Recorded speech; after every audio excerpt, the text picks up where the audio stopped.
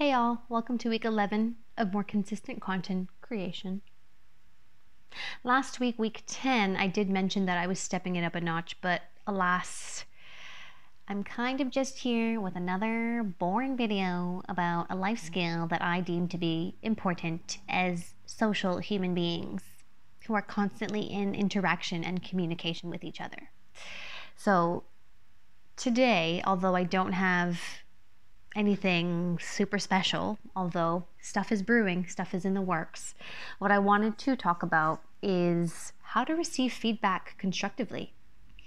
Because in my experience, feedback, when it's not positive, is like a salt in the wound, right? It stings. It is so unpleasant and difficult to sit with. And so I think it's a really important life skill that we learn how to perceive and receive feedback as an opportunity and not an attack.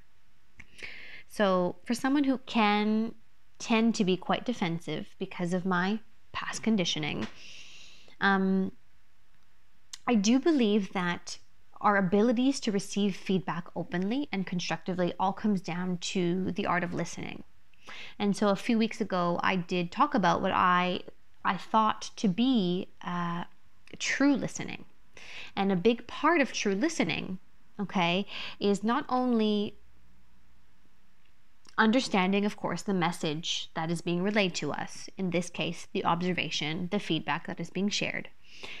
It's also our job to meet the speaker, the person sharing, at their very unique standpoint, which means that we are removing ourselves from any personal attachments to feelings or reactions, okay? When we listen, we do our best to, again, detach from any personal emotions that arise.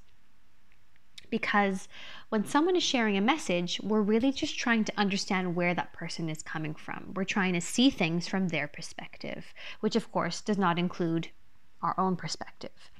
So when feelings of defensiveness or the need to protect ourselves arises, one thing I will suggest as a key to being able to receive feedback more openly is to refrain from commenting. Now that can be very difficult. I've been there many times. I feel like there's like a lump in my throat and like a tension in my jaw. And I just want so badly to just come to my defense and put up my fists and fight back. But one key is to just refrain from commenting and to take a breath, to sit through the discomfort and the urge to want to come to your defense, to our defense, and to let the person know that, thank you for what you're sharing with me. Thanks for the feedback, but I do feel like I need some time to process. So communicating that, maybe you're having a difficult time receiving openly, but your hands are extended.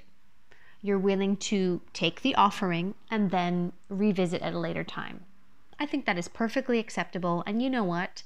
Signs of good communication, right? If you are starting to become emotionally flooded, that you're not able to truly listen, I think it's perfectly a great move to say, hey, I appreciate what you're sharing with me, but I need some time to process. So that's the first thing, is communicating that, okay? Second biggest thing is to really just perceive feedback as an offering and not a personal attack. It's an opportunity for learning. It's an opportunity for contemplation. The energy that we tend to invest in defending ourselves and protecting ourselves, if we can focus instead on putting those tendencies aside to really just be more open to understanding the other person's perspective, I think we are much better able to extract the learning and the gift that can come with feedback.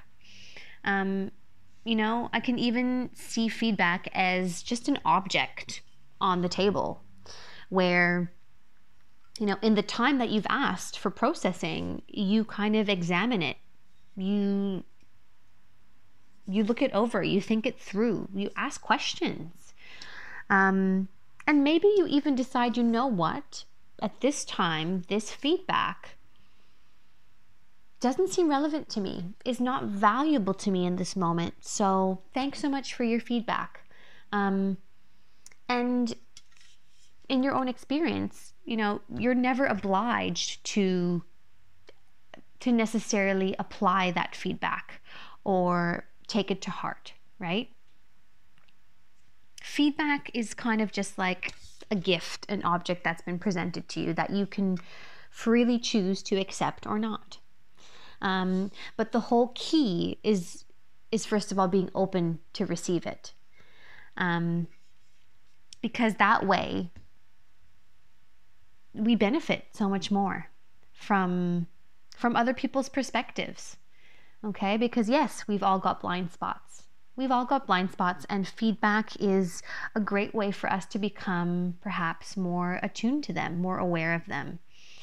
So refraining from commenting and communicating that perhaps we need more time to process, and really channeling our energy instead of defending and protecting ourselves to rather shifting our perspective and trying to see the learning opportunity in the feedback that's being shared. Voila, I wanted to keep it short and sweet today. Hope that was useful, hope that made sense, and I'll see you next week. Bye-bye.